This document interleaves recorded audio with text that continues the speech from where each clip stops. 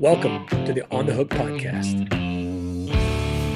Hey, everybody. Welcome to the fifth installment of the On the Hook podcast.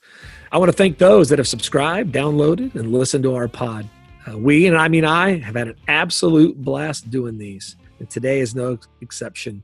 Our guest is Mike Wilson, COO of CNF Finance out of Richmond, Virginia. In full disclosure, I count Mike as a close personal friend, and this pod is in serious danger of going well over an hour. Our phone calls on a weekly basis can crush an hour easily. So I'm really excited for you guys to listen to it. Mike is probably one of the purest leaders from a lead from the front standpoint. So I'm really excited for you to hear what he has to say. And without further ado, Mike Wilson. What's up, Paulie? How you doing today, buddy? You know what? I'm doing okay because this week was supposed to be Memphis and May week, right? I thought about that too. I was thinking I'd be on a plane from Memphis to Blacksburg today to go to my son's graduation. That's what I was going to bring up with you. So for everybody that isn't really familiar with Memphis and May, it's only the World's Championship of Barbecue that we've won and taken second in. And Mike has been a staunch supporter of it every year. For how many years have you been coming? It's hard to remember. It's been a long time. It's been a lot of years. Exactly. When it's that much fun, it's hard to, they kind of string together, but. So a couple months ago, we sent out a tickler and Mike came up with this lame excuse as to why he possibly couldn't come to Memphis in May this year. Mike, tell us why. I think you just mentioned it, but tell us why you were not going to be able to be there. Yeah. So, it's not often that I want to miss Memphis in May or have to miss Memphis in May, but I checked the dates and realized that it coincided with my son's graduation from Virginia Tech. So that's I was, fantastic. got his mechanical engineering degree and supposed to graduate today. So now it's a virtual graduation, but so now I miss both. But I guess at the end of the day, there is a silver lining, just like in everything about this whole pandemic, is it looks like there's a new day for Memphis in May. I guess it'll be Memphis in September, and hopefully we can do it then. Although I'll send you the Virginia Tech schedule. Hopefully you can ask Memphis in May to move it around the Virginia Tech home football, if there is one. You're such an important VIP to Memphis that we may have to charter a plane for you. Like you come in, you get yourself in, and we'll charter the plane to get you wherever the Hokies are playing that weekend. That would be awesome. If I could be in two places at one time, that would be phenomenal. All right, so that's one thing that I've been talking to my neighbors on my walk. It's funny, you go on these walks in the neighborhood and they take 2 hours and whatnot. But the people I feel sorry for the most is, the high school seniors, college seniors that this is affecting. So how are they doing the virtual graduation? How does that even work? Yeah, so my understanding is it's kind of a pre-recorded type of thing where the speakers and all that stuff. So they have kind of a program that's already done. There's a link. I had to send it to my dad because my dad and I were going to go I was going to take him down. He was all excited because my dad went to Tech. My sister and I went to Tech, and now my son's third generation. So everybody was super excited about all that. But yeah, it's just you click it online and, kind of like we're doing here. You watch but it's a canned thing. It's not live or anything like that. And I think I don't know if they'll scroll the names, reading the names, how they're going to. Yeah, it's at 6:30 tonight, so we'll see how that goes. But it's definitely not this morning when I woke up and I put a little tribute on Facebook to my son and congratulated him. Awesome. So it was kind of a strangely emotional day. It's no, absolutely bittersweet. Bittersweet. I remember taking him down there and being so happy and excited for him, the journey that he was going on, and in a blink of an eye, it's very cliche, but it really I remember we took a picture by the Hokie Bird in Castle Coliseum, the basketball arena there, and said our goodbyes, got in the car, and I looked in the rearview mirror and I could see him, and I was like, all right, here we go. 4 years of great stuff. I was trying to think about that today. How long have we known each other? Is it? Well, I mean, it was you and Monty came in, to talk to us, and again, I think, I think like with a lot of good things, it's you can't put a date on it. You just kind of, I it know. just becomes like I don't really think of a time where you and I weren't friends Yeah, and yeah, me business too. partners, and where I wasn't coming to Memphis in May and getting to know everybody on your team and just kind of feeling like it's a fluid relationship between friendship, partnership, all the It things that we have going on. it truly feels like yesterday you were going to the state track meet, right? In high school. Yeah. Like Yeah. it Right. literally feels like that Yeah. was last year or the year before, Yeah. you know? I mean, And then I mean, anybody who's uses Facebook or whatever, you get those memories that pop up. And so I probably drive my son crazy, but those memories will pop up and there'll be a picture of like me and my dad and him at his track meet when he was a freshman and he's like 5 feet, like 99 pounds, yeah, like this little yeah. skinny kid with a buzz cut. And then by his senior year, it looks like a different kid now 4 years after that, totally different. So yeah, I mean, I, yeah, it's crazy. It goes by so fast. You mentioned the wing team, right? Yeah. I guess now that it has been moved, you can still be an honorary member. For Yeah. those of you out there who've done this, Mike Wilson has been an honorary member of the Auto Be Grillin' official wing team.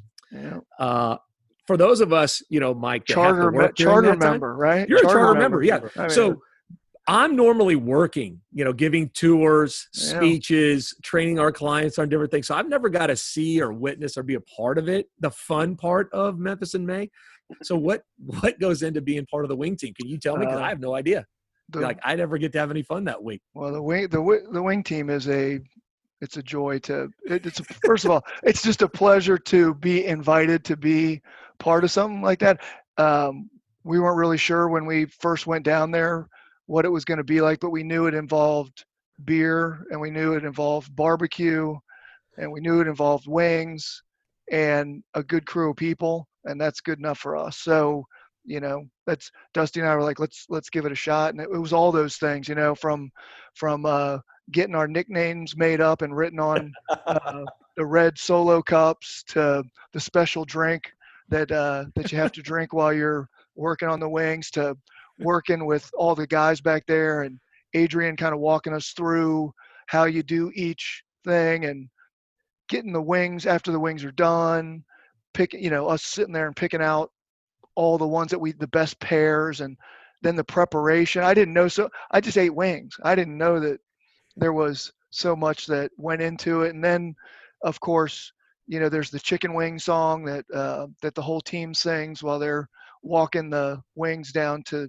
be judged, and it's just a lot of fun. I mean, just a great group of people that um, it's just a pleasure for us to be welcomed into that crew. And yeah, we've I just I enjoyed it. pulled Dusty aside last year and I was like, hey, what do you think of the wing team? He's like, hey, if I didn't have Auto Be Grilling and especially Mike Wilson in my way, I could probably win this thing all by myself.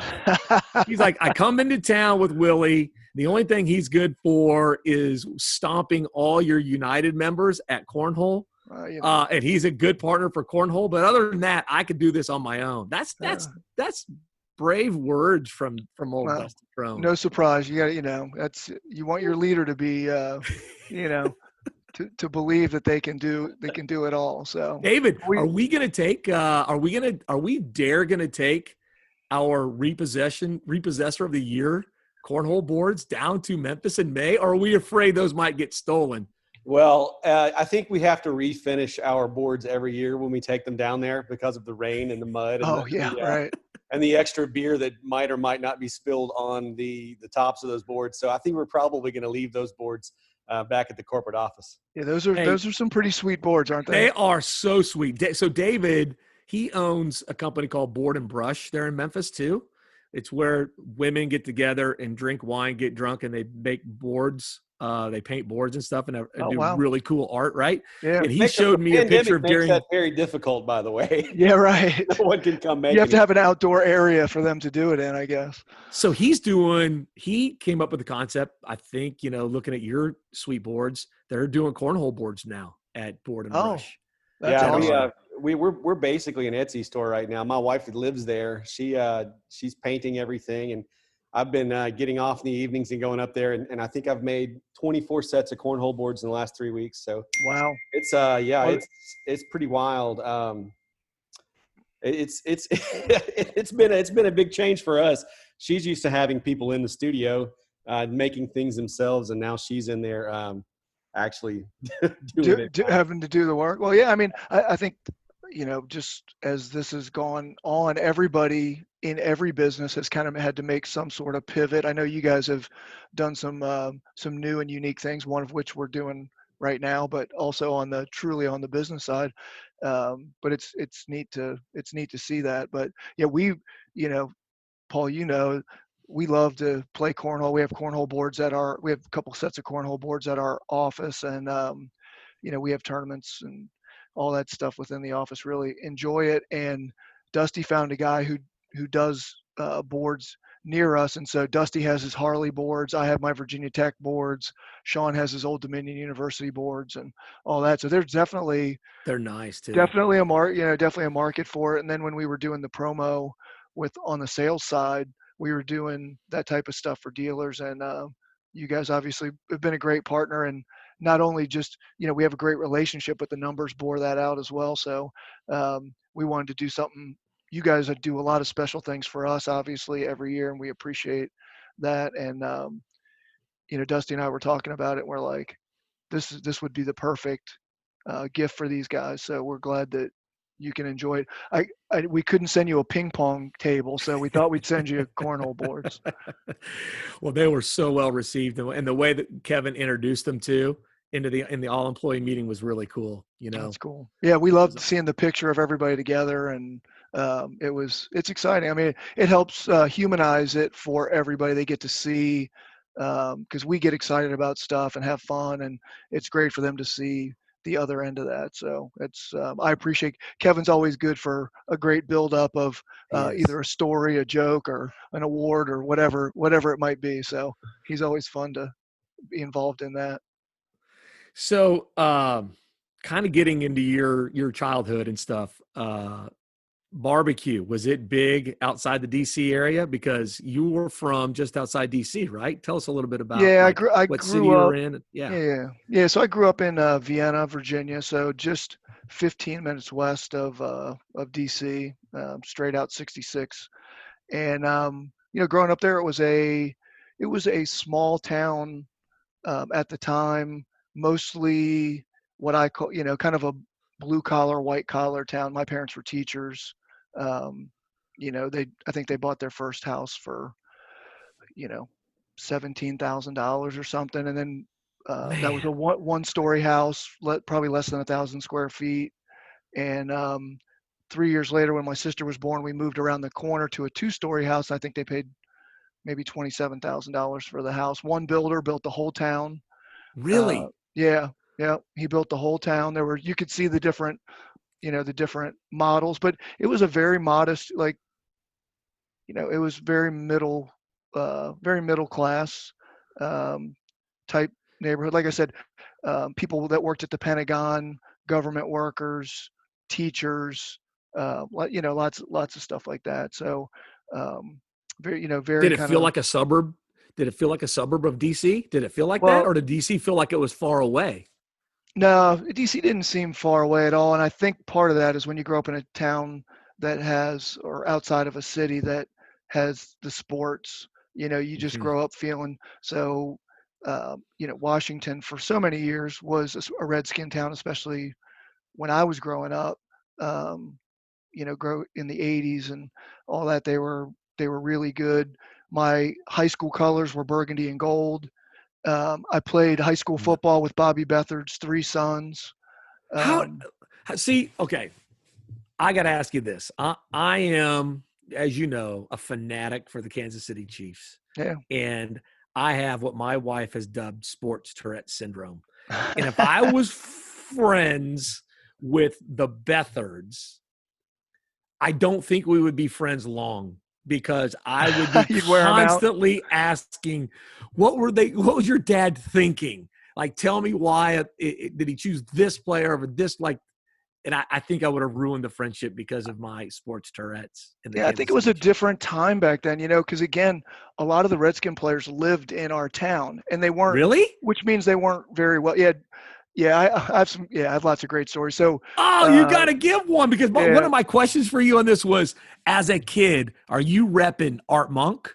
Are you repping John Riggins? Are you repping Theismann? Or what jersey would you wear well, as your favorite if Redskin back in jerseys the were a 80s? thing back then, it's the one and only jersey I ever had, and I got it as an adult, was John Riggins. Riggins! Dude, Yeah! the diesel's unbelievable. And I was the manager of our community pool. Riggins belonged to the pool, so he would bring his kids up Stop. there. I taught his, Stop. yeah, I taught his kids Oh, to swim. I gave them swim lessons, and I was sitting there one day, and John, he rolls up and he's sitting by the pool, and I'm teaching his I'm teaching his son to swim. And when kids can get distracted if their parents are too close. So his son was kind of distracted, and he's sitting over there, and I had to walk over. I said, John, Mr. Riggins, um, sometimes it's easier if the parents aren't on deck. I hate to ask. And he was so nice. He's like, oh, that's fine. He walked up. I mean, he had like cowboy boots on, shorts, and a tight, t-shirt. And he just walked up to the upper deck and read his newspaper. And he would come to the pool, and he would launch his kids up in the air. And all the lifeguards would look at me like, should we say something? I'm like, no, it's Riggins. He can do yeah. whatever he wants. But yeah, it was great. Bobby Beathard went to our pool too. He would, they came from California, right? Right. So that when they came east, they changed our high school because they showed up in all the West Coast surf gear, right? So of course you know about all Yeah. that. So Yeah. all of a sudden our high school people were getting lightning bolt earrings, and people were wearing the OP shorts to school Yeah. and wearing flip Yeah. flops, and like it kind of changed the way everything kind of went. I mean, it was, you know, when you joke me about my Redskin, it's like it's in my blood. I can't. I mean, I it's know. when you grow up in the town. Joe Theismann lived in town, and he had a couple restaurants in the area and stuff. And at one point when we were growing up, we convinced my mom finally to get a dog. We'd had a dog years ago, and it'd been a while. And my dad and I, of course, wanted a big dog. My mom's like, yeah, I don't know about that. So we went to the Humane Society or whatever it was back then, looked at these dogs, and my mom found this little dog that she really liked. It was a Scottish Terrier, and real friendly dog, pretty, black with a little white stripe. And dog's name was Hoppy. It's jumped around all the time, Hoppy. So we decide, okay, this is a dog we're going to get. We check out. The people are kind of muttering around a little bit. I'm like, I'm not sure what's going on. And they're like, yeah, you can tell them, you can tell them. And I think we paid $25 to rescue the dog. And they said, okay, well, we just wanted to let you know this was Joe Theismann's dog. And I guess he was in the midst of separating from his wife or getting a divorce or something like that. And they were having trouble keeping the dog and all this stuff. And I guess he had turned it in and said, look, if you can't find somebody, I'll find somebody. Don't put the dog down. But so we took the dog. And of course that was super cool because we love Joe Theismann. And, Oh, my dad wow. had an ongoing relationship with Joe because Joe would want to know how the dog was doing and all that stuff. So, I mean, the Redskin stuff's in your blood. And then, we were talking about the Beathards. Casey Beathard wrote Boys of Fall by Kenny Chesney, which Yeah. is all about high Yeah. school Yeah. football. And I remember when it was coming out, he posted something on his Facebook page, kind of letting us Oakton Cougars know that it would be out there. But there's a lot of homage paid to our high school football and how big it was then, and I'm sure certainly a lot to do with his boys, growing up and playing football and all that. But it was just a different time. They now What that a time. yeah now What a those guys, time. yeah, they live. I mean, I remember sitting in church one day. I'd never been able to go to a Redskins game. My parents just didn't have the spare money for those types of frivolities, I guess they would have been back then. And we were sitting in church one day, and the associate pastor's house was just up the street from us. So we always had a close relationship with the ministers. And the the one guy had played basketball at William and Mary, and we used to shoot hoops together and stuff sometimes. And And and I was an acolyte, so I knew all the ministers. And so after the service, we're standing up there, and Rudy waves to us and says, "Come on over." And I go up there, and he says, "Hey, one of the parishioners gave me 2 tickets to today's Redskin game. Do you want to go?" And before my dad could answer, I snatched those things out of his hand. And I think it was 20 below zero that day, but Who cares? it was the greatest day.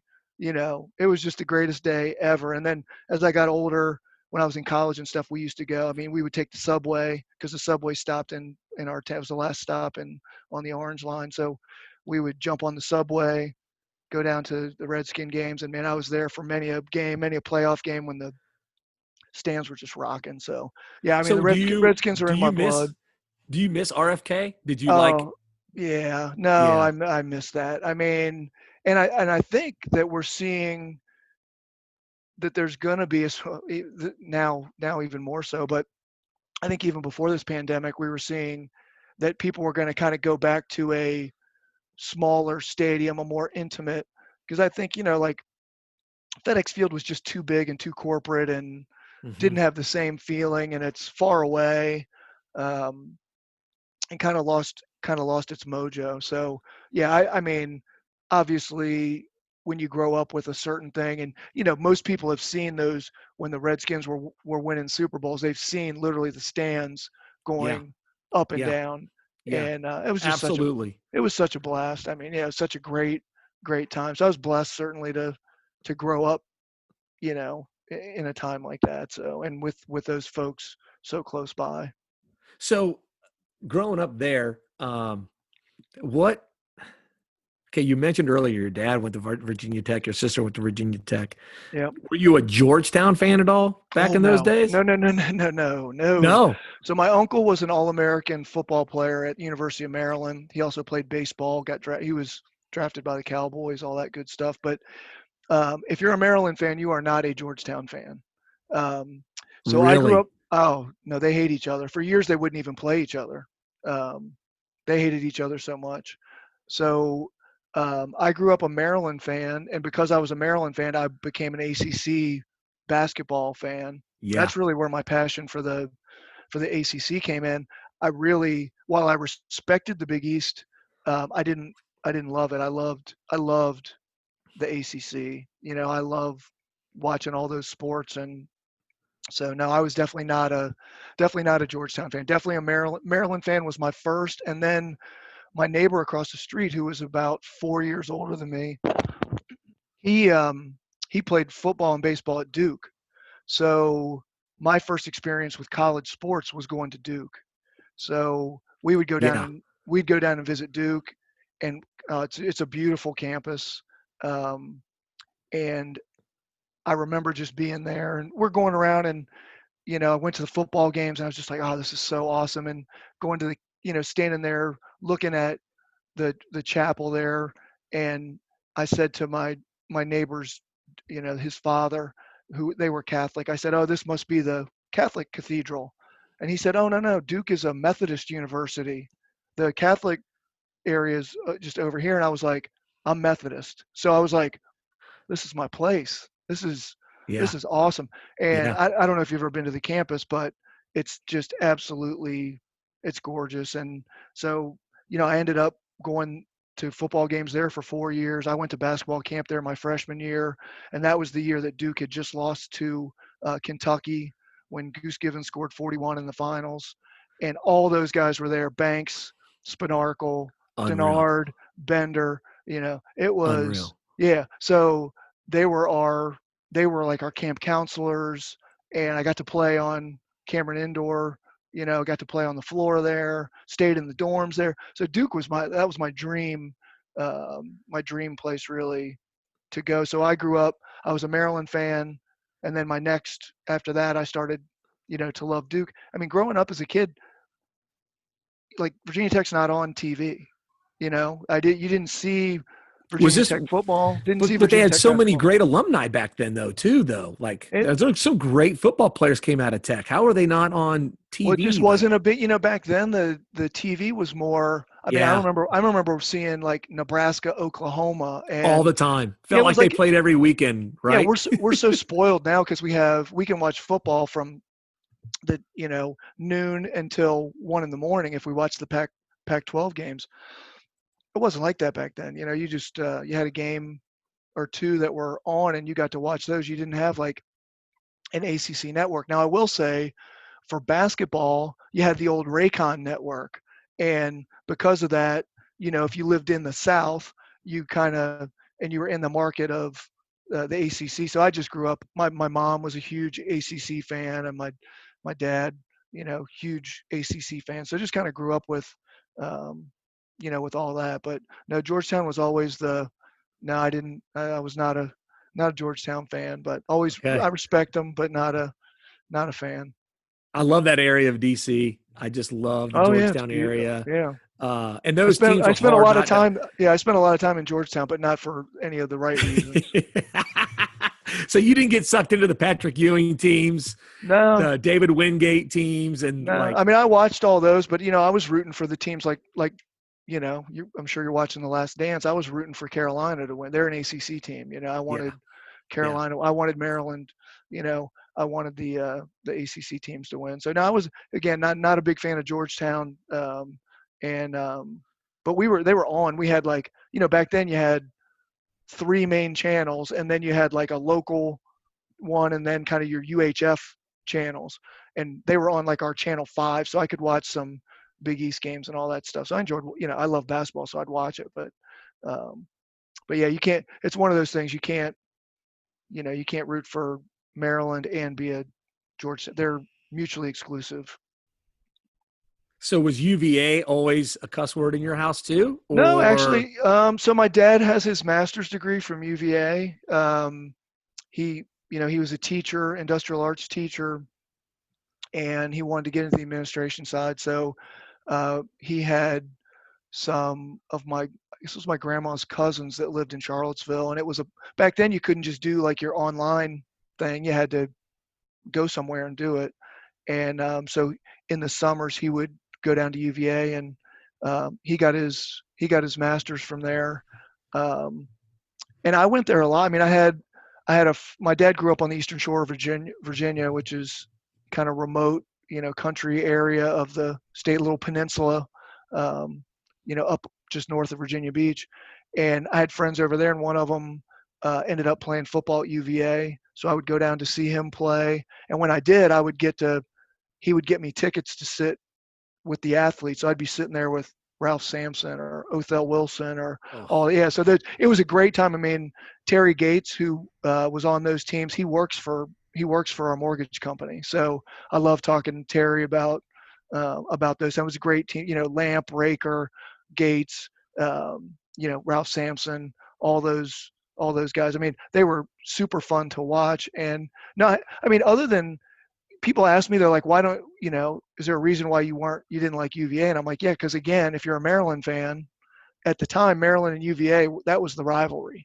They yeah. were big rivals, but I enjoyed going there, and it was a fun place to go. But no, it wasn't a bad word or anything like that. I mean, I thought about when I was applying to colleges, I thought about going there, but I just felt like when I went to Tech, everything, it just fit like a glove. I just knew it was home. I knew it was the right place. Matter of fact, my dad and I got into an argument because I applied to Tech, and he said, well, where else are you going to apply? And I said, nowhere. And he said, well, you need to apply other places. And I said, well, I'm going to Tech. And he said, well, what if you don't get in? I'm like, I'm going to get in. He said, well, what if you don't? You got two bulls in a china shop, as my dad would say back in the day. And I said, well, I have a backup plan if I don't get in. He goes, well, what's your backup plan? I said, well, I've talked to the Marine recruiters. I'm going to go in the Marines. And he goes, well, I don't like that plan. I said, well, you enlisted in the Navy and went to Korea. And he goes, that's irrelevant. I don't like that plan. So I ended up applying to JMU. My mom and grandma went to JMU when it was Madison College. I applied there, but it's kind of funny. I was going through some old stuff, and I found I'd kind of forgotten. But once I got my acceptance from Tech, I guess I must have called JMU and withdrawn my application, because I got a withdraw letter back from from JMU. So I was pretty adamant about, where it just felt right. It just At, wanted to do it. in what grade in high school did you realize you weren't going to apply to Duke, or did you? I mean, Well, again, my parents are teachers, yeah, so I was realistic about our financial situation. yeah, Um, I had some aspirations of maybe playing sports in college. right. Um, What did you play in high school? You said football. What I played else? football, basketball, and soccer. Okay, And then the summers, I was a summer league swimmer. yeah, Um, and don't we all? We all have I mean, no matter if you're good or not or whatever, hmm you wanted to play that. And like I said, my uncle was an All-American football player, so I'd hoping to be any little tiny bit somewhat like him. But as I got further along, I recognized more and more that like sports was not going to take me kind of where I wanted to go, or I wasn't of the quality of an athlete maybe to go. I mean, if I could maybe go play D3, but I went to a high school that had over 3,000 kids in wow, it. Yeah, and so for me to go to a private school with 2,000 kids, I was like, I'll know everybody in in short time, and hmm that can be good or bad. And I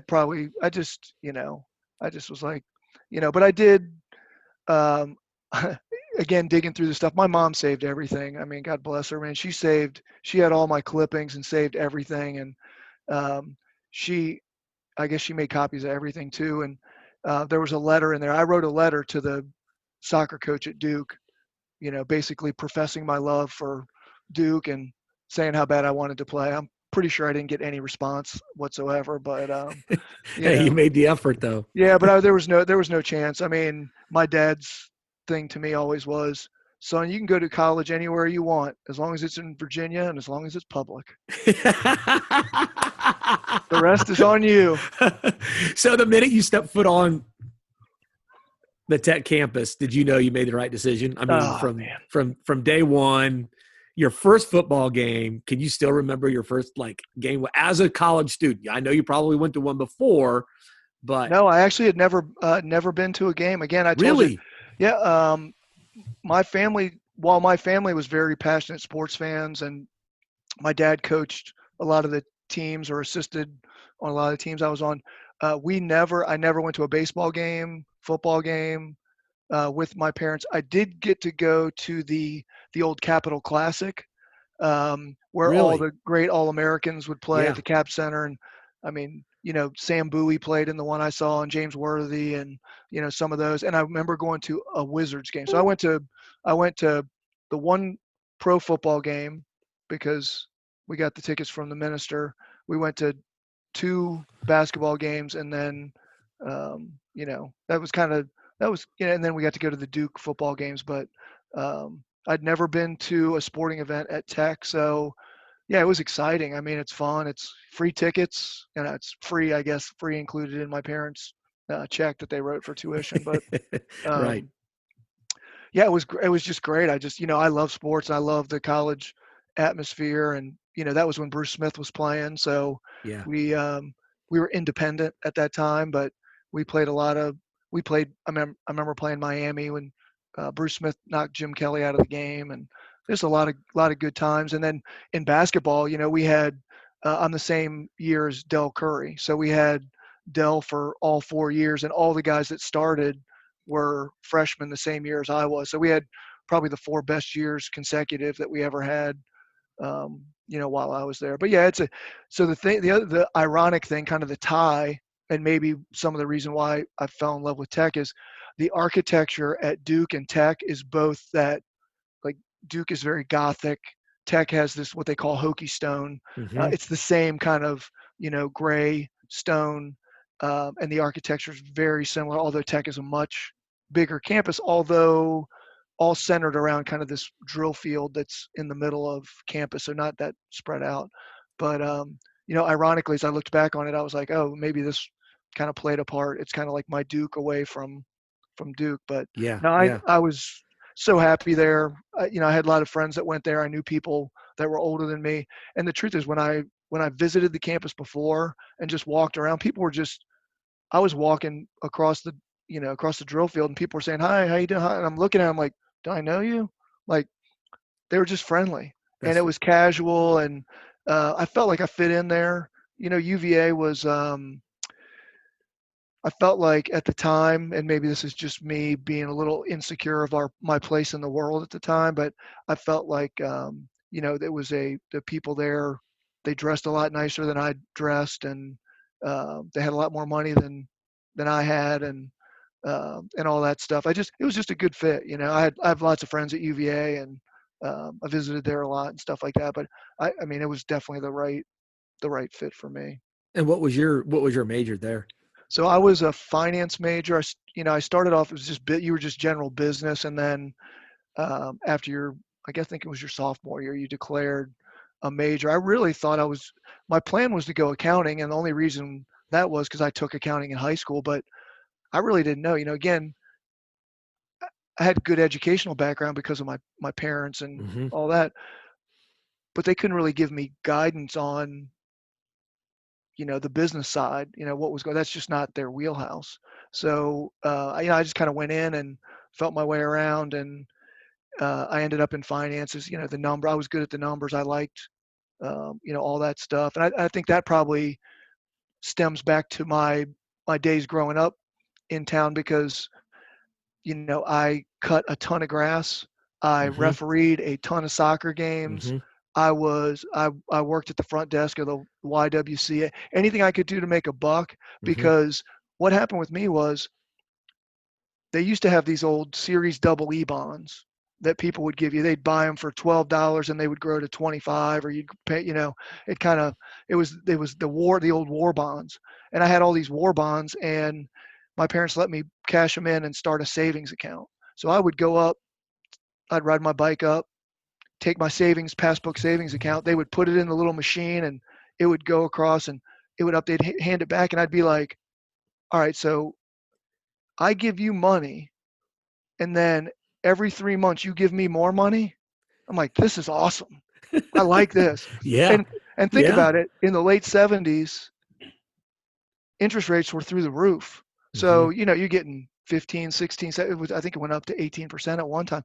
So I was like, well, how can I make money? And so that's what I was into. I did all that stuff. And even when I was, I managed a pool, coached a swim team. I cut grass. I cut the grass at the pool. You know, I, I was doing landscaping. I was like, any way I could make money. So I think that the finance thing maybe came, out of Yeah. that. Yeah. Um, I will say when I finished, I felt a sense of um, that I hadn't finished what I needed to start, which comes later in my life. But I I felt like at some point the accounting thing kind of hung back there for me. Like I need to circle back and close that loop. So was there any aspirations to go to grad school? I mean, you clearly loved your time there. Did you want to Yeah, extend that time, yeah. Well, go to grad school it and was it then? was a conversation, but again, money comes into play. My sister was 3 years younger than me, so by Hmm. me getting out, and my sister coming in, that kind of was a little bit of a relief, for my family Yeah. financially. So Yeah. if I was going to go to grad school, that I knew that was on me. So, I graduated, I got a job working at First Virginia Bank. I was in their management training program, which was a great, program. And, you know, I, I, I really enjoyed my time there.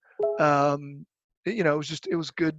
It was a great place to learn and kind of cut my teeth and Yeah. just, imagine I was 21 when I graduated, and all of a sudden you open up this vault, there's all this money, you're in charge of that, you're in charge of these people. And, I just I learned so much, and a lot of that I still use in our training program that we have um, Really? You still today. to this day? Yeah. Yeah, but as I did that, I felt like there was always this sense that I could have done better in undergrad, and I had good grades. I had like a B+ average, but I knew I knew I could do better.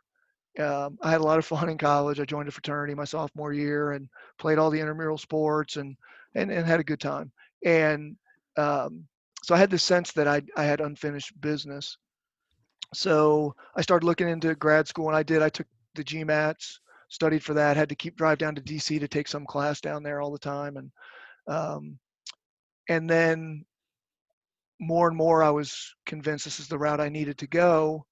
And then had a series of bank robberies in the branches that I worked at. Oh, come And on.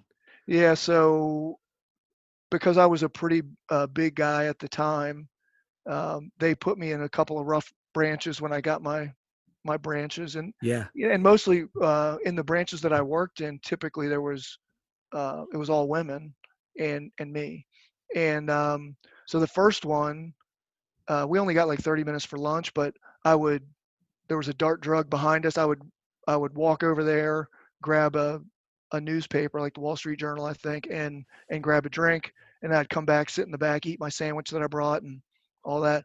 Well, in the time that I had walked over there and come back, some guy had come in with a note, handed it to a teller, and said, give me all your money, and all that, and um, he said he had a gun, which I don't believe he did, but our teller, who was um, did not follow her training, let's say, was telling him, hey, there's a camera, you're going to be on camera, they're going to catch you, da, da, da. So eventually the guy just left, right? So of course I walk back in, and the place is, they're losing it. And I was like, okay, well, that's not good. So then a few months later, they moved me up the street to a branch. It had a detached drive-through, and there were a lot of little motels along Route 1 in Alexandria, and they were not the nicest places in the world. And so the police would sometimes use the drive-through, and they would use it for surveillance on these places because there's drugs and some of that, you know, kind of stuff going on. So again, just to give you a flavor of, kind of the neighborhood. So I came in on a Saturday, and we just had to work 4 hours, and I'm sitting there at my desk. Our desks were on the floor, so you couldn't escape. You couldn't come in and escape. And I think I'd probably had a couple of beers the night before. I don't think I was feeling so great on a Saturday morning. And the lobby is packed with people. And one of my tellers comes over and says, hey, this guy over here is giving me problems. He says he's got, I didn't give him his money, all this stuff. I'm like, oh, man. And so I'm talking to her. I can't really see. So I stand up, and I'm like, there's no one at your station. What are you talking about? She's like, well, he was over there. I walk around. So we walk over. This guy has reached over, opened up the teller line, walked behind the teller line. They haven't even seen him. I walk over there, and I'm like, can I help you? And the guy's got a big army jacket on, got his arms in the pockets, and he looks kind of spaced out. And I had my big Virginia Tech ring, which I think is a few pennyweights away from being a um, illegal weapon. And I Right. was like, do Right. I just drop this guy, or I don't know what to do. So I literally just grabbed the guy, put him in a full Nelson, rolled him out of there, had him call the cops. And the guy was threatening me the whole way out. And he took off. Cops came, he came back, and they arrested the guy. He didn't have a weapon on him or anything like that, but of course he threatened that he was coming back. And so that made my decision to go to grad school pretty easy. I was making Wow. I think I was making Never 16. told me those I stories. think I was making 16 grand a year when I started, maybe 18 by the time that happened. So yeah, it was an easy decision. And I'd saved my money. I lived at home for 2 years, saved my money. I had the money to pay for it. And I was like, all right, I'm ready. It's time. And I'd had another friend that worked for the bank have somebody put them in the vault with a gun to their head. And I was like, we're not getting paid enough to, No. there's not war pay here. And it's, There's not it's hazard duty pay. time to go. Yeah. So I ended up going back full time to tech and getting my MBA at tech. So I got, which was nice because my sister was still there. She had started off as a finance major, switched over to education to be a teacher like everyone else in my family except for me. My parents, grandparents, aunts, uncles, cousins, all that. And so we were able to spend the last 2 years, her last 2 years, and my 2 years in grad school. And then we graduated in 1990 on her birthday. So that was kind of cool. And Wow. That's yeah, really cool. yeah, So you got your MBA, and yeah. then how did you end up in Virginia Beach? Like what were the stepping stones to get you over to Virginia Beach? Well, we haven't gone into much about relationship, but that's a cornerstone of what you do, I think what I do. Um, and so for me, what happened was my dream job was to get a consulting job with Anderson Consulting or Price Waterhouse, Mm-hmm. those types of jobs. Well, I got that job. I I got the job with Anderson Consulting. Was all set to go back to DC, get the big deal consulting job and all this stuff. And one of my friends who I'd grown up with when we were kids, we swam on the same swim team. He had moved to Virginia Beach. His dad bought Beach Ford in Virginia Beach, and then I hadn't seen him for years. We ended up reconnecting at Tech. He walked into my fraternity house during a rush week and was like, "Hey, Mike Wilson." I'm like, "Yeah, what's up?" And he's like, "Tom Barton." I'm like, "Holy." Yeah. And we reconnected. Long story short, I'm sitting at one of our fraternity things, parents' weekend. His dad says, "Well, Tom tells me you're doing really well. You're top of your class, and this, that, and the other, and you got a job, with this. And what are you doing for spring break?" I said, "Oh, I'm not doing anything, this time around, trying to save a little money." He said, "Well, why don't you and Tom and I'll come down to Virginia Beach, and why don't you just talk to me?" And okay. So I just said, "Hey, this guy's connected. He knew everyone from the governor to local people. And before there were social networks, there were, on online, there were real social networks." And so I said, "Sure." So I went down and was there, and he said, "Yeah, my dad wants you to talk to his vice president at some point." I was like, "Okay." Well, we were sitting on the beach. His dad called him and said, "Hey, our VP is going to be leaving tomorrow. Can Mike come now?" And we'd had a few beers. We're sitting on the beach drinking a few beers. So I was like, "Oh, this will be good." So I went back, changed, went in there and um, talked to him. I was very casual because I'm like, I have a job. I'm not worried about this or whatever. But it was very interesting. The guy's super smart guy. He had worked in consulting, CPA, and all that good stuff. And so I, did that, and I thanked them and went back to Tech. And a couple days later, Tom's dad calls me up and says, "I want to offer you a job." And I said, "Well, I didn't know I was interviewing for a job. And I appreciate it, but I've got my dream job." And he's like, "Well, he talked to me a little, he came through the sales side. He worked at Ford Motor Company, came through the sales side. And so he was pretty good at that stuff. And him and his VP over the next week or two worked on me. I talked to him a little bit more, and they finally convinced me to come there. And um, it was it was kind of like a consulting role. They're kind of like gave me the opportunity to learn the business from the ground up and make an impact. And I think that's what appealed to me was I know from day one I can go in there and learn a business and make an impact. And I guess that was super appealing to me. And of course, going to Virginia Beach wasn't a bad thing. I've been growing up my whole life trying to go to the beach or spending weekends and summers at the beach.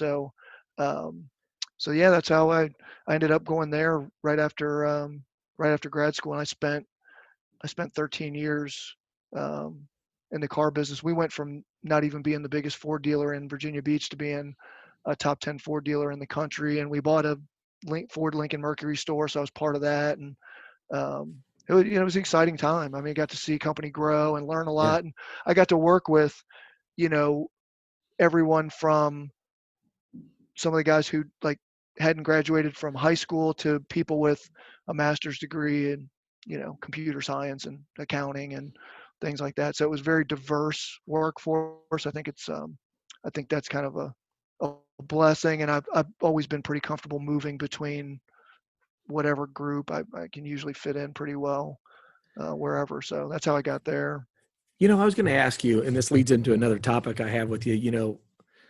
When I say Mike Wilson, and I talk about you to the people that know you within inside our walls, relationship is always. I mean, you're a master at relationships, and you're good at nurturing them and putting effort into them. And I appreciate that from our standpoint, our friendship standpoint. But man, I look at you as one of the purest leaders I've ever been around. And you are a true lead from the front guy, right?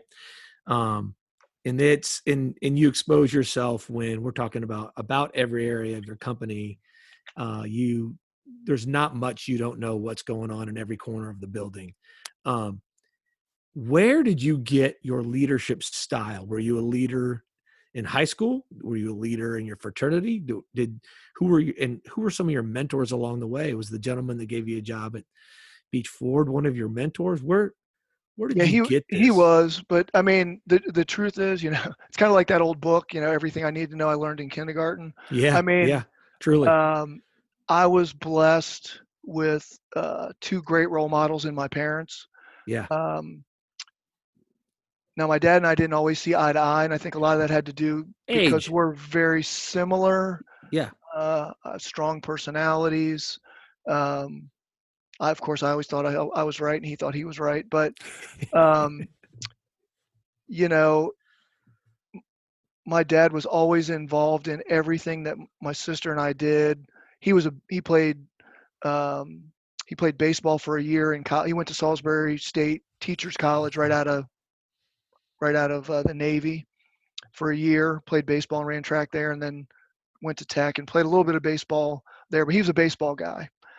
Um, I started, soccer was the first sport I played, and I was pretty good at it and got on some all-star teams, and I was in the second ever travel, team and stuff. And so my dad didn't know he didn't know anything about soccer, but um, he just jumped in. There was another guy that was our soccer coach that was also actually I think he worked. My dad and him knew each other because they were both in the industrial arts area, different school systems, and so my dad just jumped in and learned everything he could and was a mentor there, and you know helped out there. He was When I was in Boy Scouts, him and my uncle were the Boy Scout leaders. My parents were very involved, in church. Um, so financially, my parents never made a lot of money. They I look back on it now, I laugh because my dad asked me for financial advice, and I'm like, no, I should ask you. You shouldn't ask me.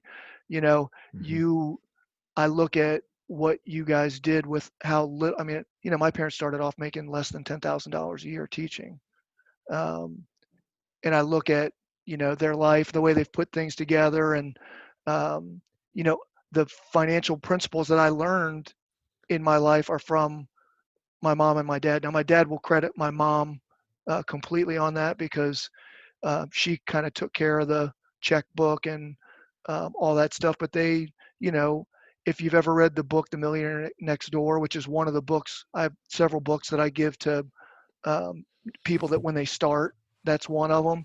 And I always tell them, I said, it's weird. I said, I read the book and then I looked back at the cover to see who wrote it because I thought my mom and dad wrote the book because every principle in there was from my mom and my Yeah, dad. So I'm blessed in that sense. I didn't have to look very far for my role models. My dad certainly was a perfectionist, which at times drove me nuts, but um, it also drove me to try to excel, whether it was in the classroom, whether it was playing football, basketball, soccer, swimming. I just wanted to be good at whatever. And so certainly the foundation of, you know, from a role model standpoint was from there. And, professionally, yeah, Mr. Barton at Beach Ford he was a mesmerizing speaker.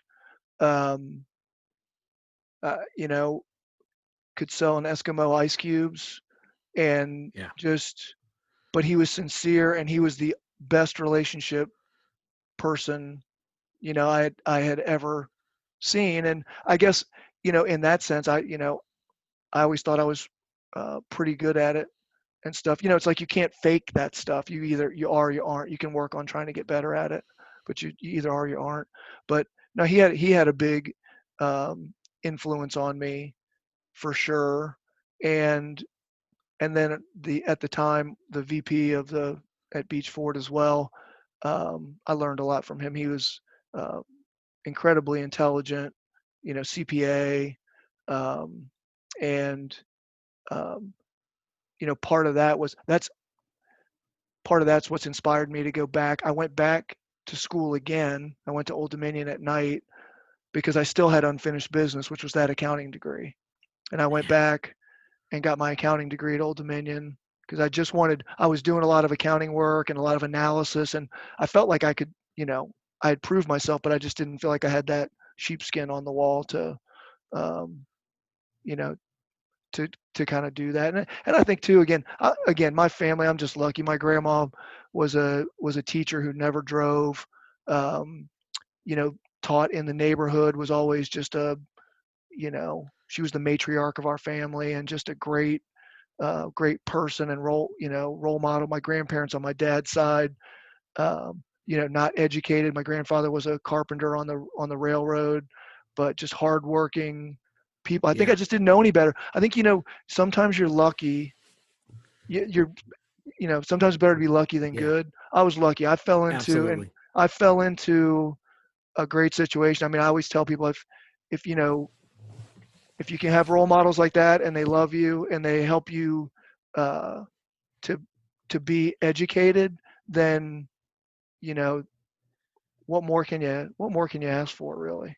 I mean, really. God, I think it's so funny. I'm thinking about, you and I have exchanged titles for books to get, and and you're talking about your different degrees, and I'm thinking you just mentioned A Millionaire Next Door, and my one nugget of book recommendation to you was Shit My Dad Says. And it was awesome, and I've shared it with other people, which I'll say, again, that's one of those things. My love that for book sums me up right there. It's great though, man. I mean, I love it. I mean, I'm a voracious reader. I love to read. I mean, if I flipped the camera around and showed you, there's books. I got a book sitting right here. And again, I think that was passed down. My grandma on my mom's side, big reader. Both of my parents, my grandparents on the other side. I come from two educators too. Yeah. I come from two educators, and reading has been a massive part of our lives, Yeah. And there were other people along the way too that I remember when I was working, again, growing up kind of middle to, lower middle class, everybody was kind of the same. I mean, when I grew up, one of our neighbors had a garage. So my view was, and one neighbor had rose bushes. I was like, those people must be rich.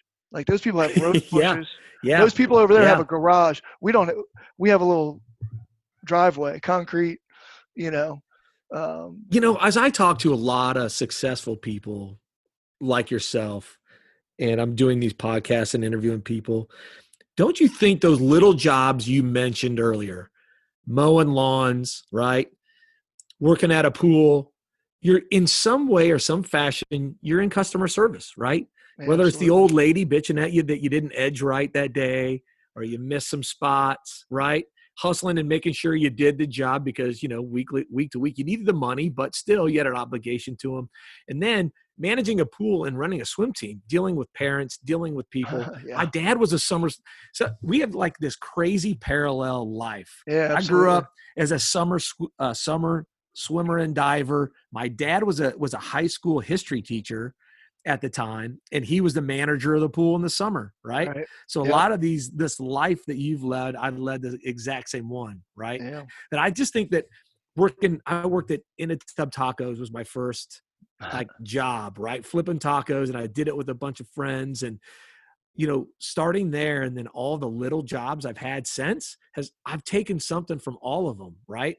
Whether it's you got a drive-through full of people and you're blocking up traffic because you're slow. I mean, that pressure there, but it's amazing what you take from all these little jobs and you bring it to now, right? To now, it's funny because your culture and my culture is very, very similar, right? Absolutely. Yep. In our companies. So Absolutely. It is absolutely incredible what you've built at CNF and what we're building at United, right? And it's fun to lean on each other for both. Well, I was going to say, I tell you this all the time. Like, we love to steal stuff from you guys. I mean, I love to just interact with people that are doing awesome things and have great culture. I look at some of the things that you guys have done, and we're like, oh, that, Dusty and I'll be flying back on the plane from Memphis and saying, yeah, we should think about that, or we should, we've had conversations like that. It's like, you know, solving some issues, or maybe something that we've talked about in the past, but then you see it somewhere else and you go, okay, because you never know how things exactly are going to work out. You're like, hey, those guys do this, maybe that'll be something good. But yeah, going back to your point on the little jobs, I think it just builds your value structure. Um, I hope what it does is that no matter what position you hold in life, that you value everyone along the way, whether it's people that are working with your company as teammates, no matter what their job is, or people as you go out into the world, because you've done some of those jobs that maybe seemed insignificant, but now you know that they're not. They're not. Yeah, I mean, it's I was asked to give a little bit of advice to one of I call him like a second son, but he's turning 18, and one of my buddy's sons. And I just said, just remember in life that, titles and money don't measure success. It's what you do with your life. And most importantly, if you've ever watched It's a Wonderful Life, you see at the end with Clarence, and George opens up the book, and says, remember, George, no man is a failure who has friends, right? That's how I feel about life um, and work and all that stuff. So, I think at the end of the day, if you find your passion and you share your passion, but you recognize what other people's passion is and you feed that, then the culture thing takes care of itself. Well said. Really well said, my friend. I have I'm going to morph into a quick. I think we're about at an hour, and I can't Yeah, begin to thank you enough for giving me that much time, man. But I've got absolutely. my pandemic quick fire questions for you. Okay, The these lightning are my round, quick. huh? These are my lightning round questions for Uh-oh. you. All right. So, first one, for those of you out there that don't know, Mike Wilson is an avid workout guy. It's a little He bit. normally does 3 a days. Mike, you're working from home. Have you increased it to 4 a day? Well, we can't get four in. We're just sticking to the three a day, So the, the When garage did you gym. when did you start multiple day training sessions when most of us struggle just to do Oh one? man, you know, And before you say that, I my daughter's introduced me to TikTok over yeah, this right. pandemic. And there's this one with this lady that's like 9 in the morning. She's out drinking a glass of wine and a guy's running by and she asks him, "Hey, what's wrong with you? Are Right. you okay?" I've Have you seen seen that. that one? I have seen It's that. so great. I And I'm have like, seen that that. sums me up right there. Yeah. So, but when did you start the multiple day workouts? I think, you said you were a swimmer. So, if you were a swimmer, Yeah. you're used to that, getting up early, doing that workout in the morning. And then my summer league team worked out twice a day. So Yeah. we did an hour and a half in the morning and then an hour in the afternoon. And then our meets were on Saturday. So we literally swam 6 days a week and took off Sunday. So, maybe some of it was there. And then you played travel soccer just like I did. You played college. We practiced on a daily basis. I mean, I think athletics was just always part of who I was Yeah. or who I was going to be. Yeah. Um, throughout college, I worked out. Obviously, I was lifting weights, playing basketball, doing all that stuff. But when I got out of grad school and I bought a house about a year later, I bought a life cycle. And so my routine was and still is to this day, I get up every morning and I go downstairs, I turn the TV on in the garage. I have a garage. I've turned my garage into a gym, but Of um, course. and I jump on the life cycle and you know do 45 minutes on the stationary bike. And to me, what I've always told people, because I know I try to help people that struggle or are trying to figure out how to get going. I just said, look, it's a hard thing to do, but if you do it in the morning, then for one, it just kind of gets your engine going and you're burning calories and all that. Plus, it's done because we all, you never know what's going to happen once you go to work. Yeah. You might not get home till 8 o'clock at night, and then Yeah. do you really feel like working out at that time? I'm like, just get it done. And then like everything else, like, I teach a class on habits at our office. And, after you do it for 20 to 30 days, you can burn that neural pathway, and, it's easier just to stay on that path. So that's how it started. And then I started doing triathlon in the late 90s. So in order to, at first it wasn't as much, it was maybe, 2 times a day, but I ended up doing, Ironman races and stuff, but lots of marathons. And in order to do that kind of, to get the volume in that you need to, you've got to do multiple workouts per day. So that's where that came from. Unreal. All right, next question. What are you binge watching right now?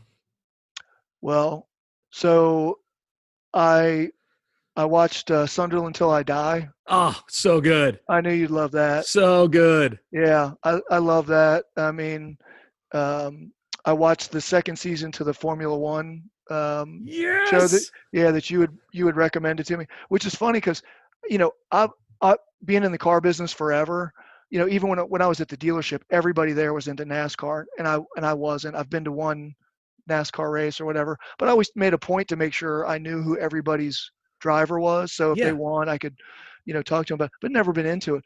But man, watching the 2 seasons of Formula One, man, I've recommended that again. So thank you for that. That's awesome. And then you'll appreciate this when I watched Outer Banks, just because, Yeah, you got to. You have to. ironically, none of it's filmed in the Outer Banks, but Really? It's not? no, none of it. Oh, no. No, it's like in Charleston. I think they said they filmed it in Charleston. And Oh, then just because, I mean, I've watched a lot of like little documentaries and things like that. I mean, I watched First Team Juventus, which was it's good. so good. Oh, my Yeah. gosh. I watched one on the uh, Movistar cycling team, Yeah. which was, of course, I love the tour and all that. And then the one I watched most recently, which you should definitely watch, is the ZZ Top documentary. Saw It's it. Oh, fell in love awesome. with it. It's so Yeah, good. yeah. It's So so a good. lot of, I mean, there's so much good content, out there. But I try to balance that out. I try to read every day, and then I'll watch some of the Highly stuff. recommend The Chef's Table. I'm a psycho fan of it. Oh yeah, all right. The Chef's Table. Go All right. watch Dario Franchini to get you started. I think it's like season 5 or 6. Netflix has the best production company in the world, and the way they produce it, it is absolutely incredible. I Yeah, mean, incredible. So go check that out. that's good Um, stuff. then you've already said it.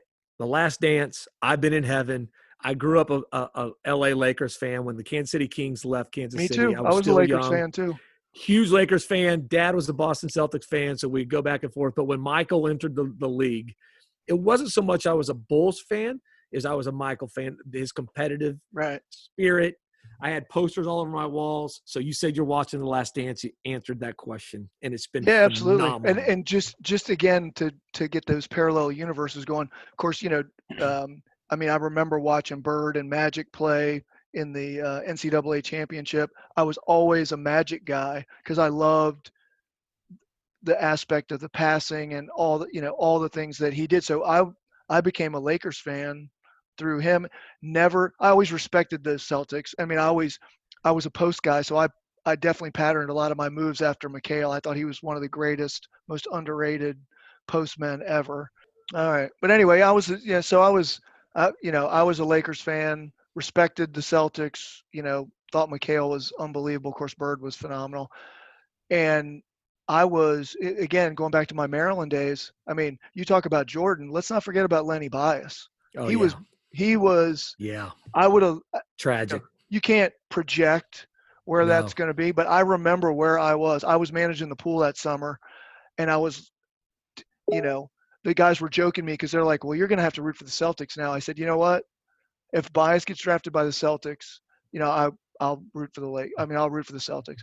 He did get drafted, and then one of the guys came in and said, "You'll never believe this." I'm like, "What?" He's like, "Len Bias died." I'm like, "Come on," So, but yeah, I'm a Unreal. big Lakers fan. So yeah, I love The Last Dance, man.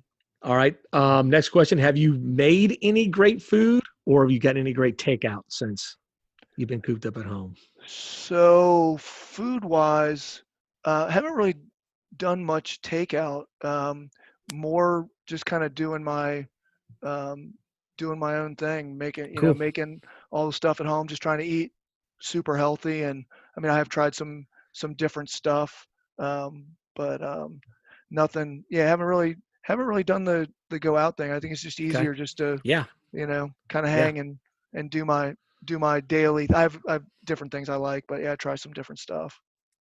Next question. Will my Kansas City Chiefs repeat as the Super Bowl champion going into Well, next year? well, I was happy for you. I was glad that the You Chiefs. were Yeah, very, very I was. supportive of it I for me, thought man. I was afraid what was going to happen to you as they were losing. I was like, oh my gosh, I know what's going to happen here if Casey loses. But yeah, I mean, obviously my Redskins are not in the running for anything other than maybe the number one draft pick. So I'd be happy to see KC repeat. I think it's going to be an interesting It'll be football season interesting. if and when Everybody got good. it happens. Yeah. Quick, one other documentary that was great. You had to have watched the Alex Smith one, right? Coming Oh, back from the broken leg. absolutely. Oh yeah. Sensational. Absolutely sensational. How do you not have the utmost Oh, respect completely. for that guy? I mean, Yeah. I hope in my heart that he never plays because Me too. Me too. I'm it's worried for him. just, yeah. I'm I worried don't for think, him. and I don't think he will. No. But that was, yeah, that's I'd like to see him take a snap at training camp and be done. To say he made it all the way back, right. took a snap, and then because he's going to be a phenomenal coach if he decides to go into that. Well, you know what that sends me back to, like, one of the books I read not too long ago, which I give to everybody, is called Start With Why by Simon Sinek, and it talks about, you need to understand your why. Why are you doing stuff? Like I always ask our people, okay, what business are we in? And people say, oh, we're in the finance business. I'm like, no, we're in the relationship business, Mm-hmm. right? That's our why is, the relationship and how we can, solve problems and work together with, people and partners. And I think the Alex Smith documentary is the perfect why. His Mm-hmm. why was, why are you doing this? Well, I got to get back to pro football. So I think that why drove him, and I'm glad that it drove him to do all the things that he did to be as healthy as he can be. Um, yeah, it was tough to watch. I would hate Yeah. to see something. I mean, I remember watching Joe Theismann, and those Mm-hmm. two things happened on the same day, exactly the Crazy. same day. Yeah, it Crazy. was. Yeah. All right. Last two. CNF. You rolled people home. Are you guys close to rolling people back into offices? Are you going to slow roll that, or what is that going to look like for you Yeah. guys? We have only a couple people in the office, and it's basically so that they can handle any incoming checks, mail, things like that, documents, and they process that and or scan it in so that everybody that's working from home can manage that. Our transition, thanks to really everyone pitching in, our IT team, our Mm-hmm. people. I mean, Dusty and I were physically moving cubicles so that all the stuff so that people could be socially distanced even before this started. So everybody kind of pitched in, but we're not in a huge hurry. Things are going well for us, and we don't want to put anybody at risk. Mm-hmm. And so we'll continue to listen to what the guidance is. We have a joint committee between the bank, mortgage, finance, and investment company, talking about the protocols, the things that we need. I mean, the things you don't think about are, is it okay to still have a coffee pot because 100 people touch it? How are you going to clean the handle on the coffee pot every time somebody else? What are you Yeah. going to do with the bathroom doors? I mean, how much hand sanitizer do you need, and can you get that? Do you wear them? I mean, there's just so many There is. variables, but I don't know that we're in a huge hurry. We all miss each other. I mean, that's the thing. I mean, We do too. Oh, we're it's the using hardest Microsoft. part. Yeah, Yeah. we're using David. Microsoft Teams. The people Yeah. part is so hard. I mean, I know you guys are, big people, and so am I. And that's the hardest part. So like I said, we're using Microsoft Teams. So I'll just try and ping people, and just like we're doing here on Zoom, we'll do, we'll have meetings. We're doing training and things like that, Yeah. using this technology, which is great. Yeah, that's the hardest part is rolling back because I miss my teammates. You know what I mean, and I miss Yeah, being with them. It's just absolutely. this has been really difficult. Yeah. Well, we're over an hour. You know, you and I Yeah, could go 3 easy yeah, because. yeah. And here's the deal: you're going Well, to they be would. on a second one. I'm going to pull you and Dusty back on one, All right. so you're both on it. And then because I want Are to we gonna dive play deep. virtual cornhole? Like, are we gonna like they're doing That with? would be super cool, wouldn't Yeah, it? just like they do with the horse games for the NBA guys. We can play Yeah. virtual cornhole. Oh my gosh. How bad was that horse game? Oh my God, yeah, Terrible. But yeah. we're all dying for it. We're all dying to see Uh, something. I watched a little South Korean baseball. That's how bad. Y'all, what? I have rewatched the entire 1992 Dream Team Olympic basketball. Oh yeah, Oh, really? All of them. They were just as good as you remember. yeah. Oh, that's There is spectacular, David. there is some good stuff to go back and rewatch. But I laugh because like last weekend the ACL, the American Cornhole League, was live on Yeah. ESPN. Yeah. You know, Ratings were and insane. oh yeah, so they're to the empty stadium in Yeah. Rock Hill, South Carolina. So I mean it's NASCAR's back this weekend, right? I know. I'm NASCAR's going to back. watch it. UFC's back Yeah, now. UFC. So Yeah. there's Slowly. some sports, but yeah, it's crazy. But yeah, it'd be fun to jump back on. Yes, you and I could just chat forever. So I literally could I do got a this million till. topics. I could reverse this on you and go the other way. So, But man, it's I a pleasure. truly appreciate the friendship first and foremost, Mike. You know Absolutely. that, man. Even if we weren't doing business together, we would be friends. No And doubt. Kindred spirits for sure. absolutely. And thanks again for this. Looking forward to hearing you next week when it drops. So All right. thanks Well, again, buddy. Hey, I want to thank you and David for doing this, and then just your whole team. I mean, we're again, I love having great relationships with our partners, and you know, I talk to your people all. I talk to Michelle Mhm. Moss on a weekly basis, and Brandon. It's just good to know that it's just you guys make us feel part of the family. I know we're not quite Uniteders yet, but You're close. we love from Bob and Kevin and their whole family on down. Obviously, they set the tone from the top, and we appreciate you guys, and thank you for everything, and then just include me on this. I really Absolutely, appreciate man. it. We could go longer. Your story's unreal. Yeah. Bank robbery stories. Never heard of love it. You just scratched the surface, buddy. I know. That's why I'm getting you again, brother. We haven't even got into all the Navy SEAL stuff. Nope. So we're doing it again. All Yeah. right. All right, buddy. Okay, buddy. I appreciate you, man. All right, guys. Okay. Thanks. Thanks. Yep.